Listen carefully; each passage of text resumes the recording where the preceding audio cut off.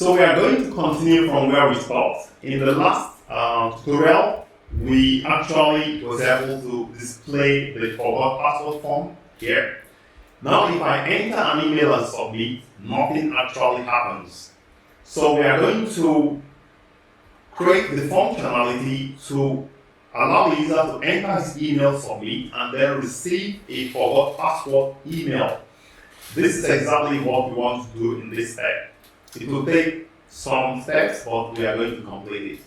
So the first thing we want to do is to create the forgot password email context, which is similar to the account verification email context. So if you go to the email context, let's see. Yeah, do the following: add the forgot password templates. We've done it. Copy and modify the account verification email context and simply change the verification URL. So this is it. In the mailing directory, on the mailing package, we simply copy this account verification email context, and we are going to paste this account verification email context, and we are going to call it forgot password email context, and that is it. We simply need to change. If you look at the subject, you see that we need to change the subject. Instead of complete your registration, we are going to call it forgot password, forgotten password. So this will be the subject of this email, and the route will be password request, right? / password request. Now this route is the route I already want to use. You can use any one, but use this one because this is the route I use in the code. Okay, so we set up the forgot password email context, and I'm going to save everything. Now we want to set up the password request route and the send password reset email function. So the first thing we want to do is to create and implement user account service for managing password reset requests. It will have two functions: forgotten password and update password. Forgotten password handles displaying the form for password reset, and then update password is actually receiving this form when it has been submitted. So I'm going to the security package, and in the services, I'm going to create new Java. It's going to be user service, user account service, and it's actually going to be an interface because we want to expose two methods, and they are going to be void methods. The first method will be forgotten password.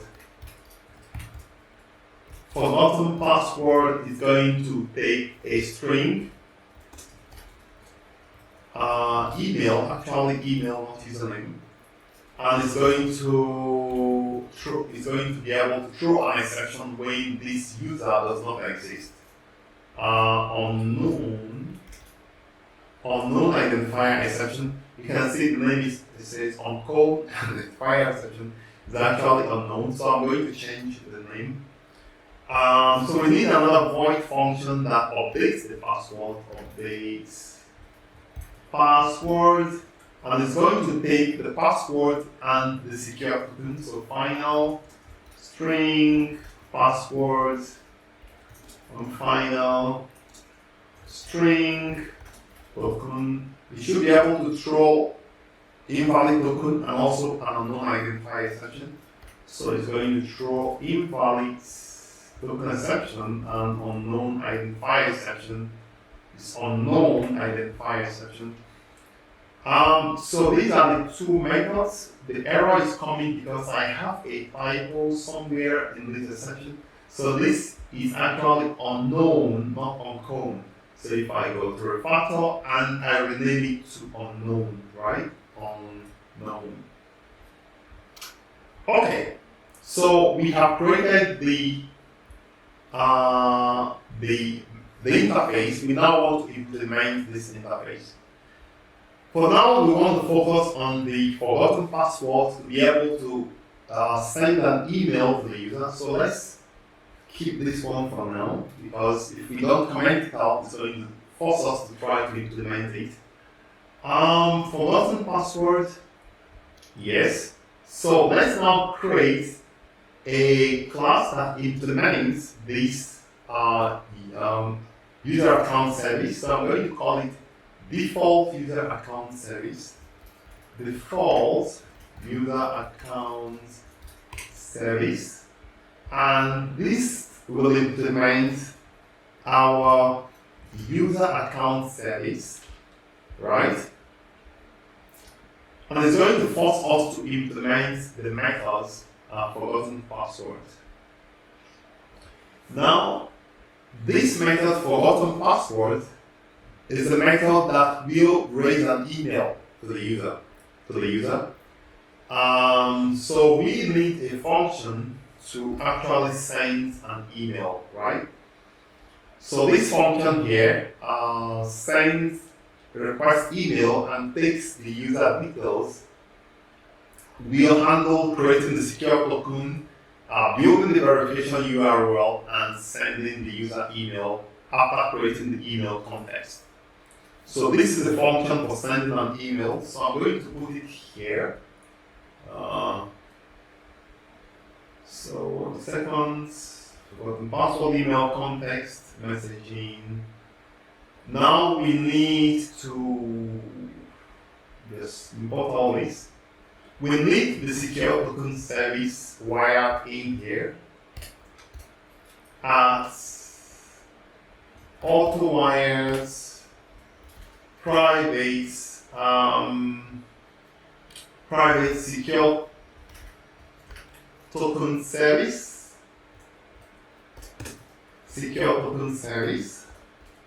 at AutoWire private secure token repository. We also need secure token repository. Okay. Now we need the email service as well, because this is what we use to send email.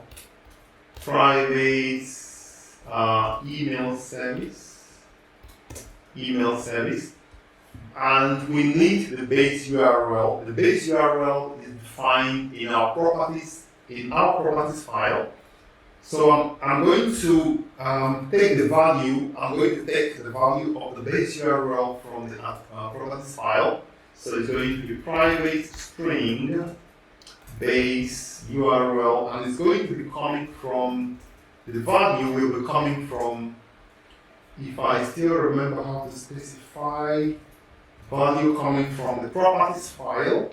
So in the properties file, there is a base URL defined. So let's go check. Properties file here. So space. So you can see right here the base URL defined. Of course, you can also have code it right there, it's fine. But it's better you adopt the best practice. Now I'm kind of, having many screens open can be a problem. So I'm going to just close all this. And this is our base URL, right? Yes, so the next thing we want to do, we want to override the forgotten password, and this method will simply find the user and send the user an email. We already have the send email. Send the email simply creates a new token, sets the user of the token, saves the token in the repository, creates the email context, builds the verification URL, adds information to the context, and uses the email service to send the mail. That is what happens when you send an email. Now, this forgot password will now find the user and call the send email to send the user an email. It's going to be user is equal to users, user repository. Okay, so we don't have user repository. So I'm going to wire the user repository in here. Auto wires private user repository,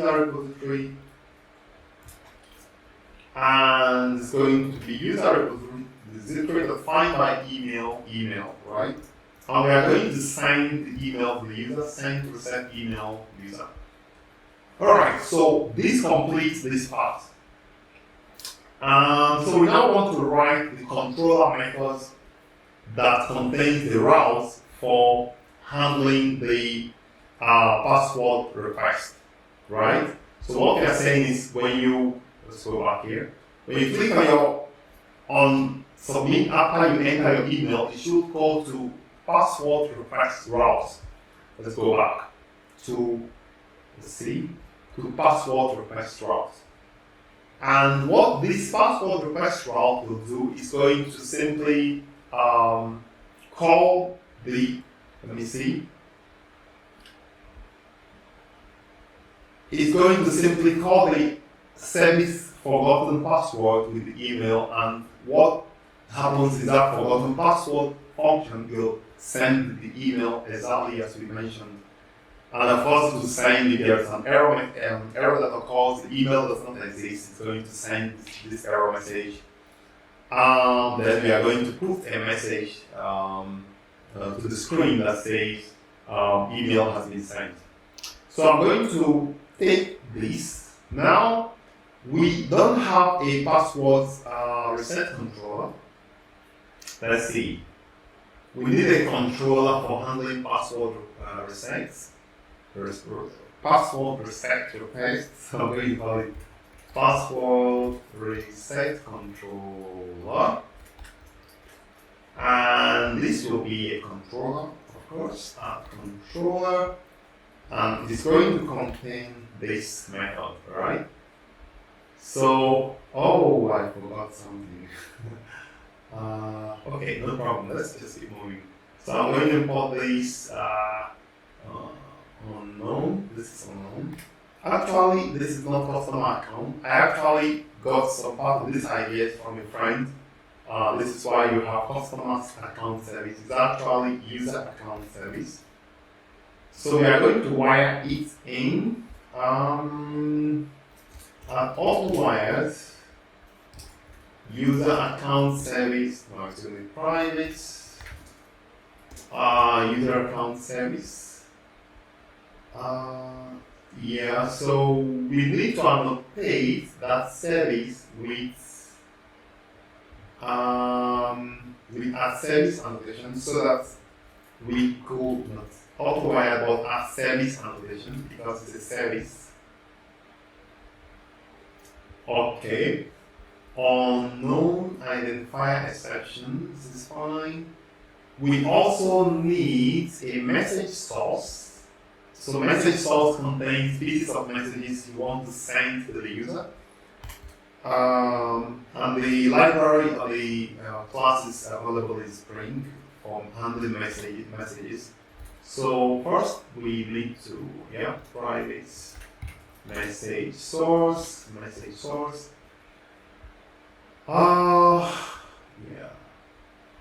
Locale. Redirect login. I think we can just create it here. Private string redirect login is equal to slash login.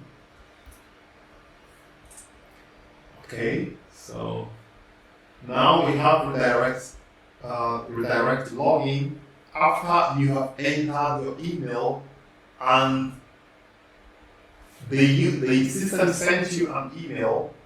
Then it's going to redirect you to the login page. But at that point, it also will send you a message that says an email has been sent to you. Okay, so now this password reset data. Let's see. So the password reset data is the data for the password, right? So it will contain email, token, password, and repeat password. So we are going to create this model. So I'm going to create it in the models folder and call it reset password data. And this is going to be a module, so I'm going to annotate the data annotation so I can have the getters and the setters. So I'm going to have 4 fields, private string. If you have challenges, leave me a comment, tell me what you don't understand. I can actually reach out to you to clarify. It's going to be easy. Okay, so these are the 4 fields in this module we want to use to encapsulate or hold the password reset data. Actually, when we display the email, the forgot password form that contains one single field is actually this form that we are showing with only the email field. So another thing I want you to take note of is this message, user forgot password message. This is the message that you send to the user. So I'm going to simply set the value of this message in my properties file. So I go to the properties file. So the name is user forgot password message. So let me copy it. Not properties file, not the properties file, but the message to the properties file.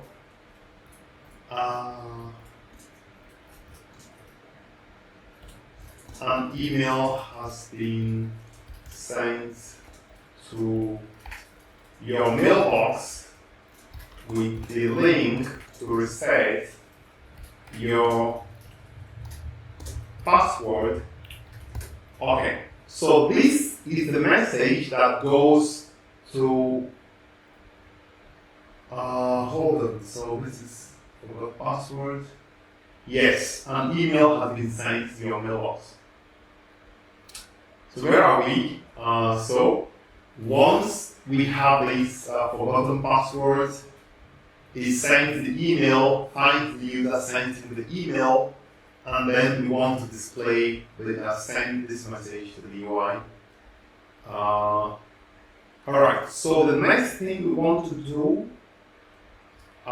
is to allow in our security config, want to allow the routes password request. If we have not allowed it, we are going to, in our security config, allow the routes password request. So I'm going to copy this route in the security config, and I'm going to just paste it there. So it's going to be password request, okay? Okay, so why do we have error here? Okay, so I'm going ahead to save everything, and now we should have, when the user clicks on the enters this email and submits, he should receive an email. So I'm going to stop this and I'm going to rerun it again. So we are actually now in test. So the application starts on port 8080. So let's go try. So I'm going to go for the password, enter my email, submit. An email has been sent to your mailbox with a link to reset your password. Now let's go to our mailbox to check, and the email came immediately. So I'm so happy that we don't have to debug anything. It just happened without any error. So I was so surprised. Normally, if you write the best code, you do everything, but sometimes you just have errors. But in this case, everything was just fine. Okay, so we completed test 2. What we expect is that at this point, if the user clicks on the link on the email, it should display a form that says enter your username and your password, enter your password and confirm your password, and then reset. So that is the next thing we want to do now. So for now, let's move to the next part. Please follow this tutorial, and if you have challenge, leave me a comment or reach out to me in some way. So let's move on.